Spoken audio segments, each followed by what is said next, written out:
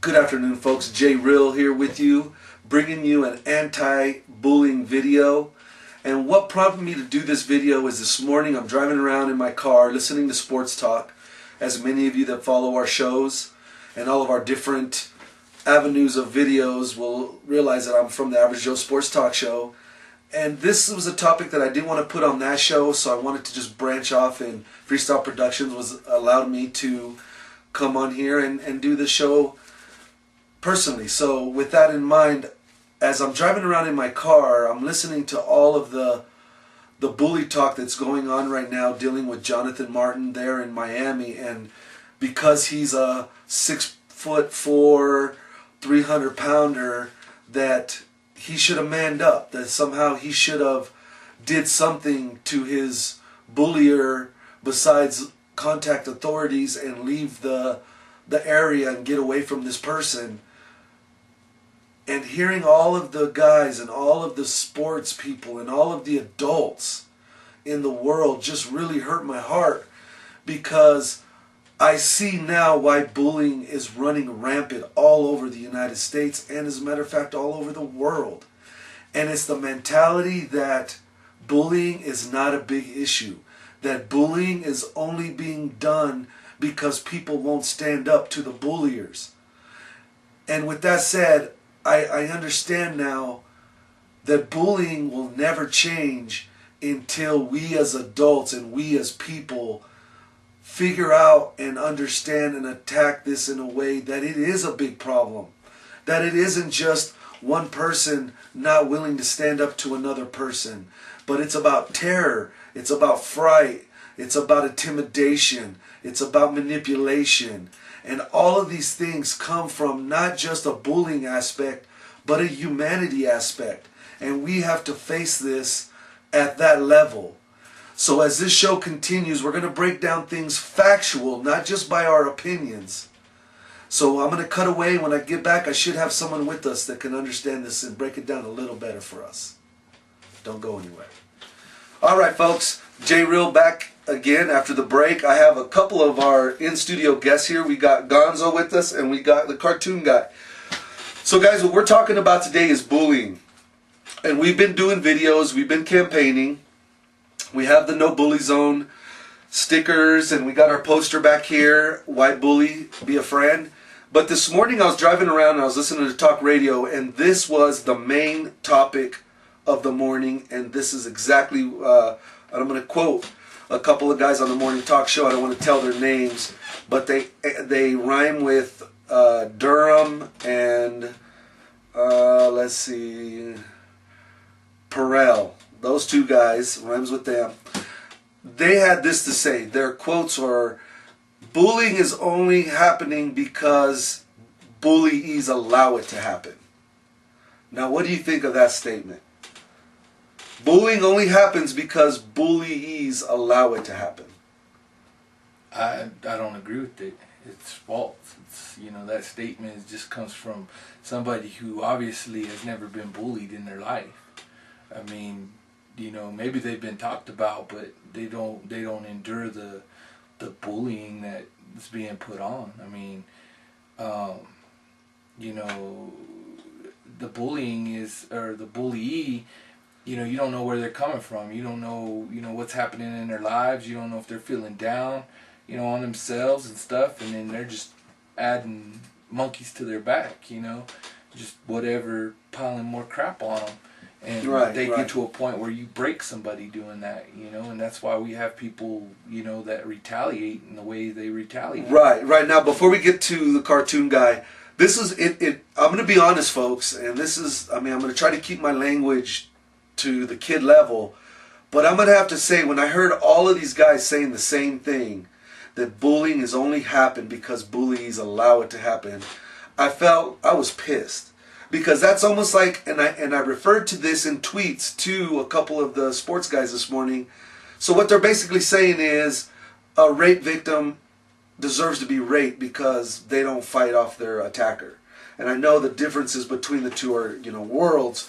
But let's break it down. People are dying now over bullying. Mm-hmm. Yeah. People are killing themselves over bullying. So now the bullying is not so light anymore. It's getting very serious. But it's been going on for quite a while. Them, doing that. I mean, during our conversations we've had, you go all the way back to Columbine.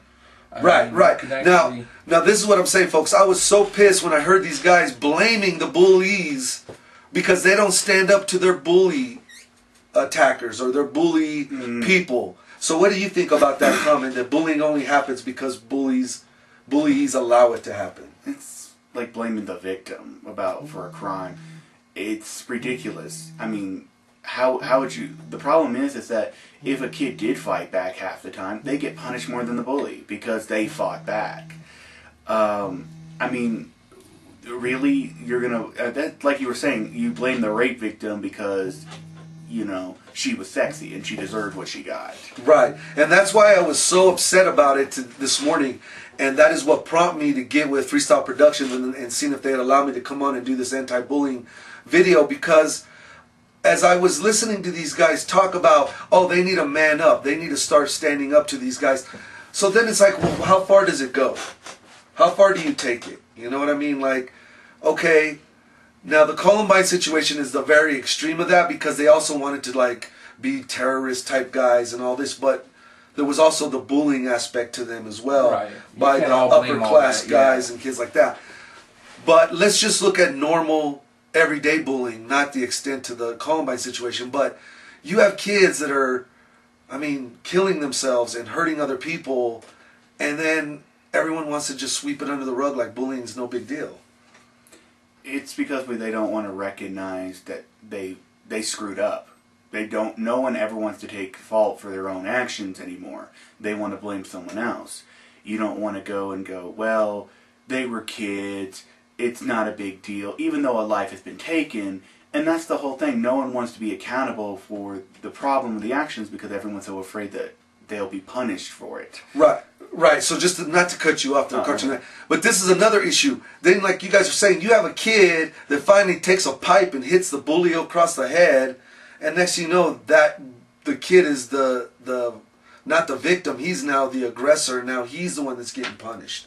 Right. So because he's the one that gets caught. It's just like when we were talking about this, how they're dealing with it in schools and things like that, and we heard from firsthand from a teacher that what happens is they have to watch it for a week and see what happens between these kids. If it's not an ongoing issue, if it's not ongoing every day, 24/7 bullying that they're seeing, then they can't honestly say, oh, well, little Johnny bullied little Susie, kind of thing. Well, to get this, let me get some facts here, folks, because I don't want this to just be about our opinions.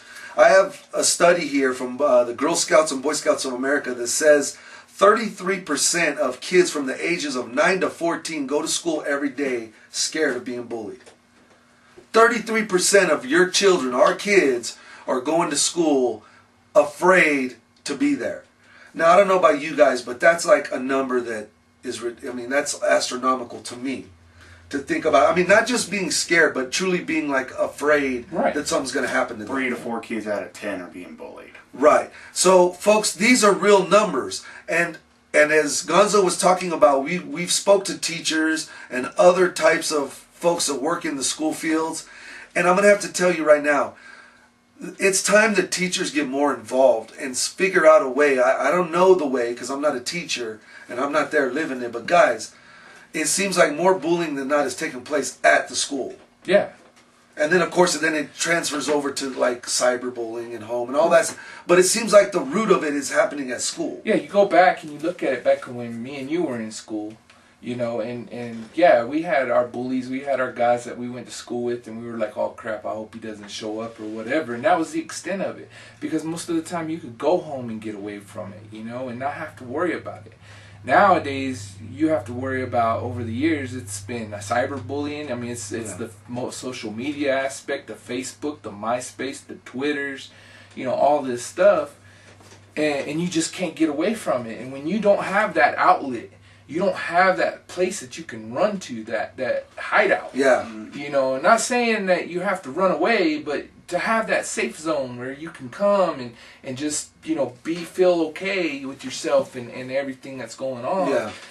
to take a break from all the monotony. That's why these kids end up in this situation. Right. And and granted, the kids, the parent or the teachers have so much on their plate with school testing, with all the state testing that has to be required, and all the state stuff that they have to do. They really don't have the time in the classroom to really sit there and watch these. But kids. I'm going to ask you. That's a good point you bring up. But you're putting your kids in their hands.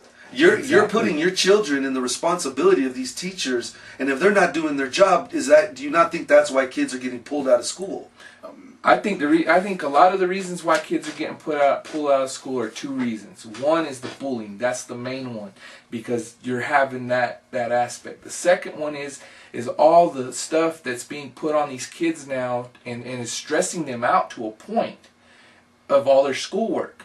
The schoolwork that we did back in school is nothing compared to what we're doing now. Yeah. I mean, my daughter's doing like algebra in like the 4th grade. I mean, it ain't, it's putting a lot of pressure on them. So they're having pressure from the school side, and they're having pressure from the bullying.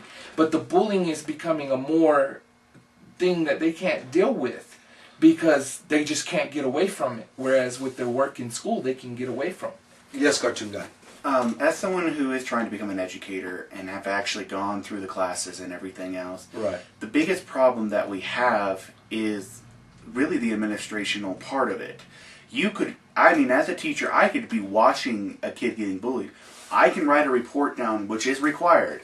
You can write all the reports. This is what I've been taught. You make 3 copies. 1 to give to the principal, 1 to give to the administrator, and your own secret copy. Because if something does happen to that kid, they've already told us this is in college, that the principal and the administrator will destroy your documents and say that you didn't file anything. The biggest problem is that you can't intervene anymore. You can't physically stop the bullying. You can't even you can go to their parents and be like, hey, they're doing this. I need to talk to you about it. They can be like, it don't matter. You have no say in what they do. A teacher has no power when it comes to, punishment or anything else. The worst you can do is give them a detention. Now, if you went up to the principal like, hey, little Billy is being really beat up by Bobby over here, well, the principal could be like, it's kids being kids. It's up to the higher administration to deal with the problem. Now, we're going to cut away real quick, but I want to address that because I think that's where the problem does lay, from my opinion. So we're going to cut away. Don't go anywhere. We'll be right back. Okay, welcome back from the break. Now, Cartoon Guy, you were talking about the administrative and all. Now, we were talking with the teacher over the last couple of days, and it just amazes me how nonchalant teachers can be about bullying. Literally laughing it off like it's like no big deal at schools. But to me, I think that's where we can attack the problem, not only at schools, but then at home as well, with parents looking at some of the things their kids are doing to give them signs, if they're being bullied, or 2, are they the bulliers? This is, like I said, as administrators, you can inform the parents of both parties. The problem is it even becomes a he said, she said kind of situation. And the parents will fight tooth and nail about that. You could go, well, we're going to expel your kid for bullying. Well, hell, they pull out their lawyers like, well, maybe not. We're not going to expel him because we can't take the lawsuit. Right, but doesn't that go back to even like the workforce, where if you want to release somebody or terminate someone, you have to have your documentation lined out. So even if that person wants to sue you for wrongful termination or whatever the case is, then you can go, really, look at this path that we lay out right here. It's still up to it's up to even the school board and everything else, because let me tell you. But Cartoon Guy, isn't that a cop out though? Sitting there saying, "Oh well, we're afraid of the parents and the kids." I mean, at some point it has to change. At some point something has to happen, because let's look, it's evolving. Oh yeah, bullying started out, forever ago. Picking on each other and all that stuff. Yeah, it started at schools and now has moved to the internet and widespread media. But it's getting worse. It's graduating, getting worse. So what are we gonna do? Because and I'm just telling you guys flat out, I'm tired of hearing, oh well, the teachers are too busy. I'm tired of hearing administrators don't have they're scared of being sued, and I'm tired of parents and people saying, oh well, it's just kids being kids. Obviously something has to change to make this from getting even worse than what it is right now. Yeah, but the only ones that say it's kids being kids is the ones that's doing the damn bullying. or the ones like this morning on the show that got me to do this show today, when they're actually blaming the bullies for Yeah, being or if they've bullied. never been in that situation. Okay, how long is it going to be before kids are not in schools anymore? I mean, It- how long is it before schools aren't schools anymore? Look at our little community, okay? Everybody was going to the middle school, okay? A lot of kids go to the elementary school, but the biggest problem here is middle school. And all those grades in between, what, 5th and 8th, Right. are the big middle school here, okay? And they had problems when they were at an old building. They were having fights. They had to call the police over there because they always have fights and stuff like that. So the biggest issues are in middle school. So a lot of the kids go to school in elementary and all that, and then when they get to middle school, everybody pulls them out. Within the last year, 2 years of this, they start pulling out, and then they have the Christian Academy here. They have another. All these Yeah. mom and pops are getting together and opening up, like, not Charter really a daycare, but Charter it's schools. like a charter school. Kind of. Okay. Well, folks, this is what we're trying to get at, okay? I'm not talking from experience, so that's why I brought in some other fellas here that have either kids or have dealt with bullying personally. We're just trying to figure out what is a solution, because I'm telling you right now, we're already losing kids like about, what, one a month it's been for the last few Yeah, months? the ones we hear about in the news. The ones we hear about. Yeah. And it's sad because you look at these kids and what could they have done in life? How would they have impacted us Right. down the road if they would have survived or lived their normal Mm-hmm. lives? And it's because of something so stupid to me. Yeah.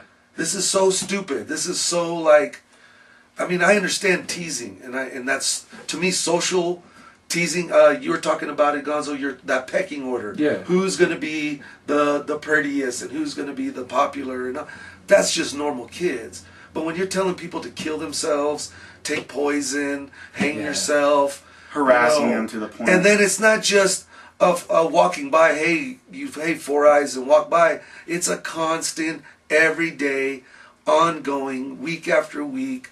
And these kids feel like they have, like you were saying, nowhere to go, nowhere to turn. So then it's like, it's either they're going to kill someone or they're going to hurt themselves. But it all goes back to everybody. You know, what should happen is that I think it should start at home with the parents teaching them, That's a good you know, point. some respect and some understanding as to respect yourself and to respect your others. That's you true. know. That's a Then good then point. it should also go into, you know, this pecking order thing. You know, it's been around forever. Yeah, it's- you know, you can't let that stuff bother you anymore.